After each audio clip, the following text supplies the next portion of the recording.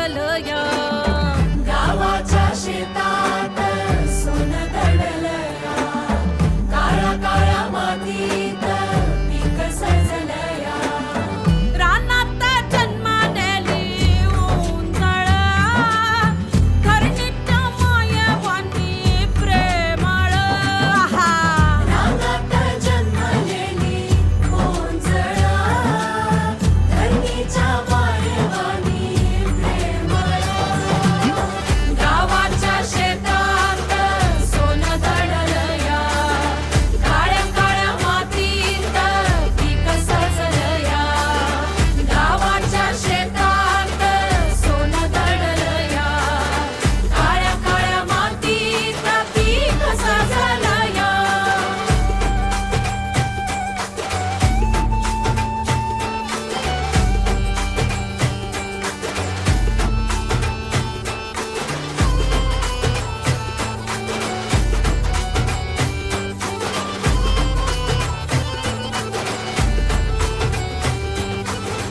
ढगांमधून उतरले पावसाचे सूर हिरव्यागार पानातच दडले फसूर गावकुसाच्या ओढीने भाकर भाजली रानभाज्याच्या चवीने माती विसरली आहोत ह्याच्यामध्ये इथे सुधीरभाऊ हिवरकरांच्या शेतावर जेवण झाले. खूप अप्रतिम त्याची चव होती आणि याच्यामध्ये चुलीवरचं जेवण सगळं गरमागरम वाढलं. अगदी वेलकम करण्यापासून सिस्टमॅटिक म्हणजे सध्या संक्रांतीचा सण जवळ असल्यापासून तिळगुळाच्या वडीपासून हळदी कुंकू लावून बाहेर त्यांना पाण्याची बॉटल असं देऊन जे वेलकम त्यांनी केलं ते अगदी मनाला जाऊन भिडणारं होतं. शिवाय जेवणातला गोडवा तर अप्रतिम, जेवणाला चव पण फार छान. मी लोकांना रिकमेंड करेन की इथे आलात तर अवश्य भेट द्या. तांबून नक्की खा.